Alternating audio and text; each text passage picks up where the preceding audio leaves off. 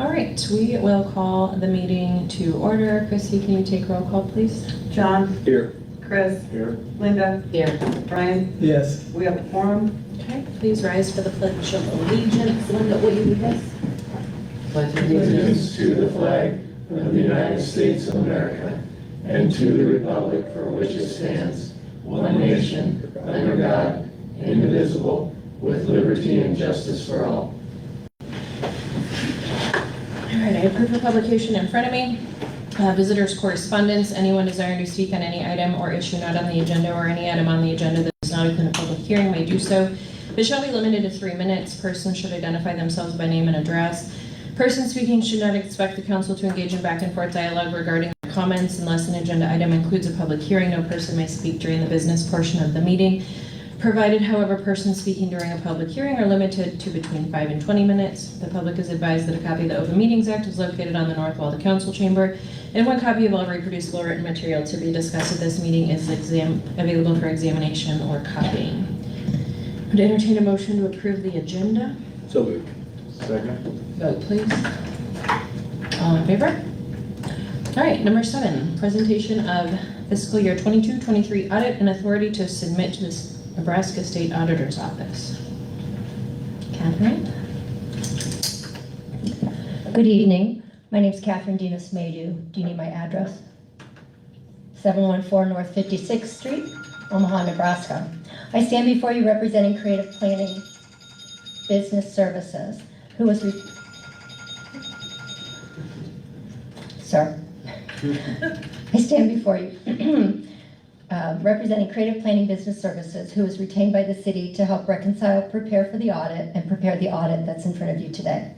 I was working very closely with Mayor Cindy Grove, Lori Sorensen, Christy Donnemeyer, and Dave Patak.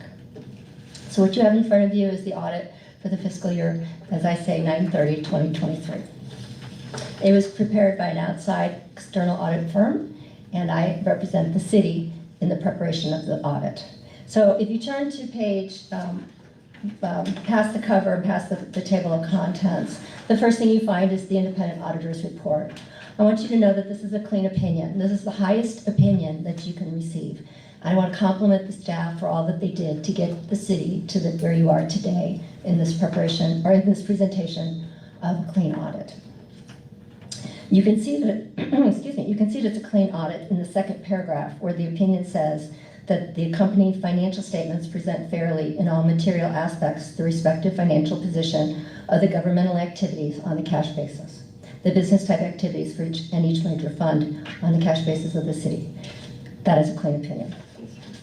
On the second page of the auditor's report, you can see that the responsibility of management is the financial statements. So these financial statements belong to you guys. They were prepared on behalf of the time with, with the staff, and I was assisting on it, but the management of the financial statements is really your job. The auditor's job is to prepare an opinion on the financial statements. And so in that case, I know this is very boring, but you guys got a very clean opinion. So you should be very proud of yourselves. So we can skip through the rest of the opinion, because I'm not going to read it to you, and we can get to the financial statements, the meat of the potatoes here that we're talking about. So on page 6, you'll find the first statement, that's the statement of net position. The 2 columns represent governmental activities, so that's the activities of the government itself, and then your business type activities, which are your utilities and your nursing home. The details of both of those columns are broken out later in other reports that you can see. But I wanted to point out that the city grew by over $3 million in assets between the previous year and this year. Primarily that growth was in the utilities fund, and that has to do with the project that's underway right now, which also required a single audit and a lot of extra work. But congratulations, the city did grow this past year.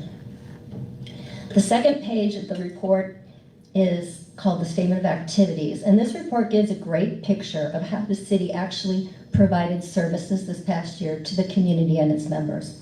If you look on the left-hand side of the report, the functional programs are listed out there, and the expenses are in that first column. That's how we spent our money and how we gave programs to the constituents.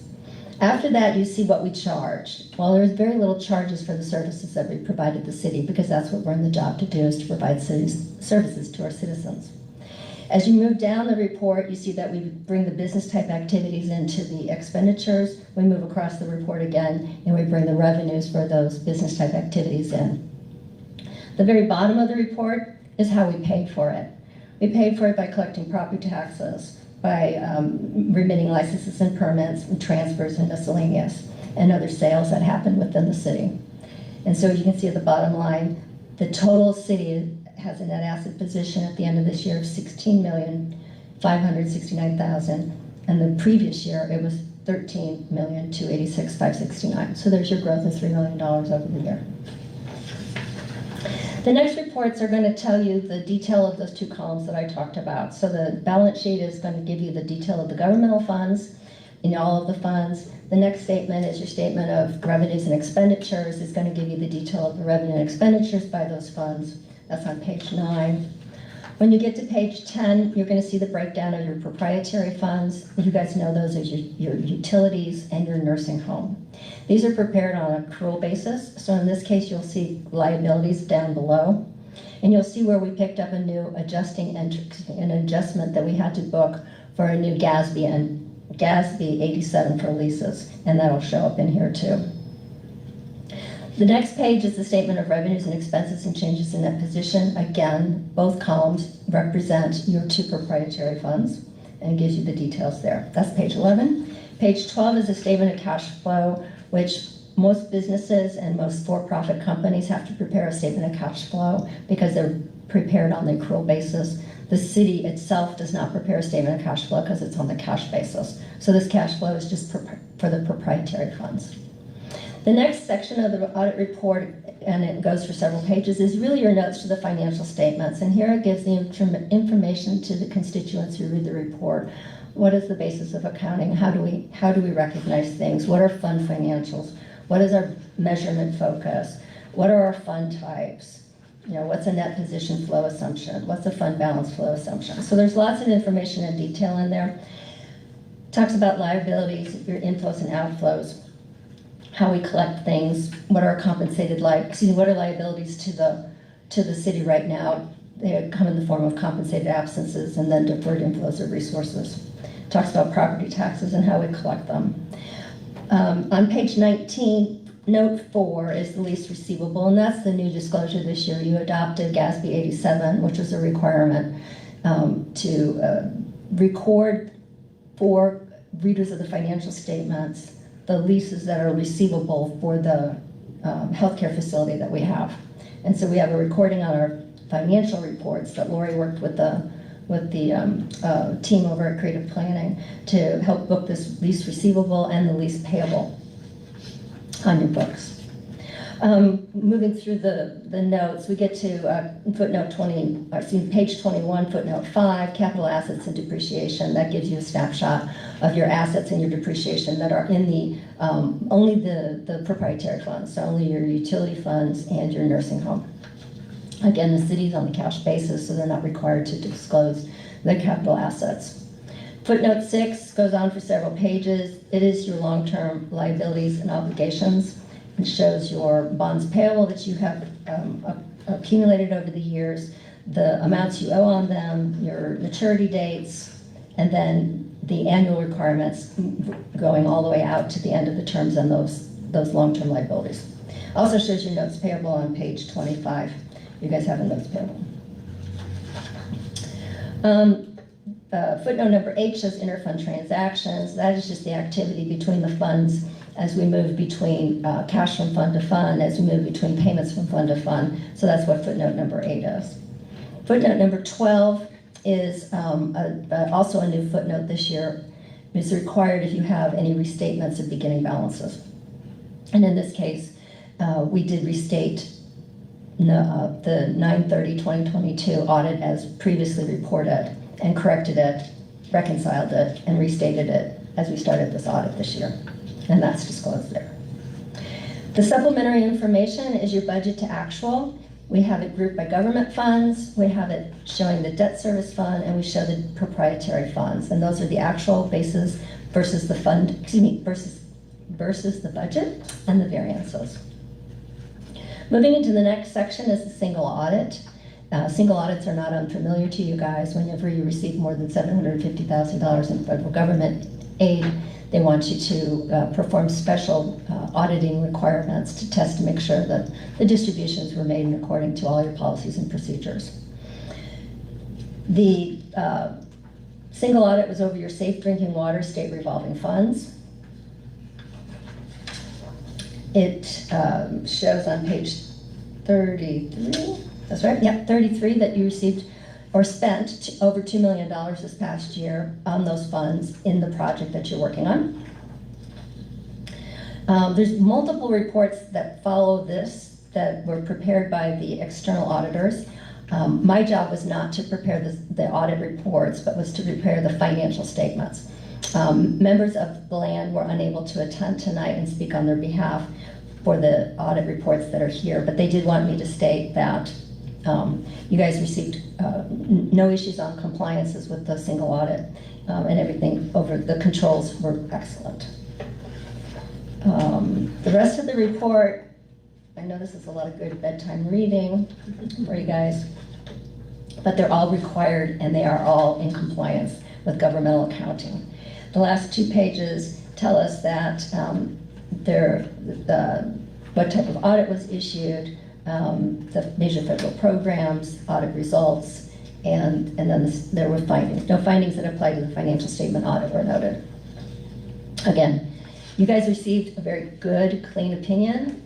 You've made tremendous progress since I joined you guys in November. I want to say I appreciate the courtesy that Mayor Cindy has given me and the time working with Lori to be a part of your team and help you guys move from where you were a year ago to here.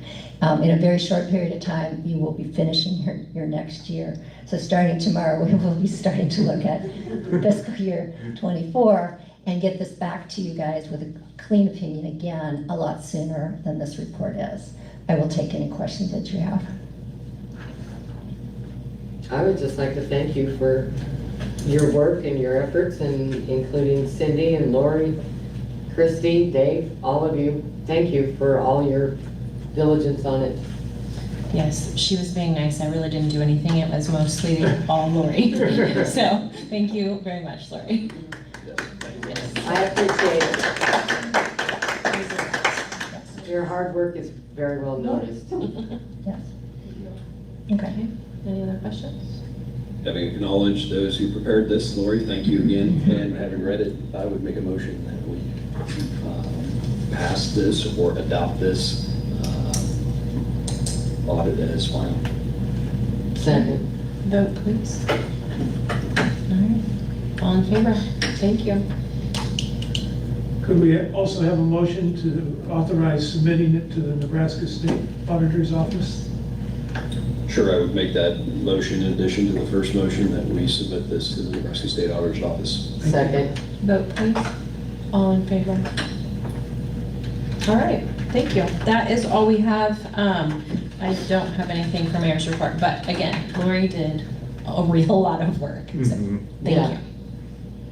It was a mess. It was, and now it's gonna be, Lori's on it. I have a Lori question. doesn't let anything get through, which is good. I have a question before we adjourn. What about our budget session meetings? Dave can address that. We are just about finished with the first go-through, ready to submit documents to Mr. Spiker, so we can have documents to present to you to review. Okay, so it'll be coming soon. Yes. Yeah, but probably not in the same manner as we've done before, where it's legitimately line by line. Like, that's probably not needed, Okay. so. Great. But yes, Dave and Lori have been working with the department heads on that already. Okay. Okay. I was just wondering, because normally we talk about it already. Yeah. I know. Dave's got it all worked out. Okay? Well, the audit. I trust you. Got it pushed back a Yeah, little bit because that's that's true. a priority. Correct. We needed to get that done. Yeah, that is true. All right, thank you. Meeting adjourned. Thank you. Thanks, Catherine. Thank you.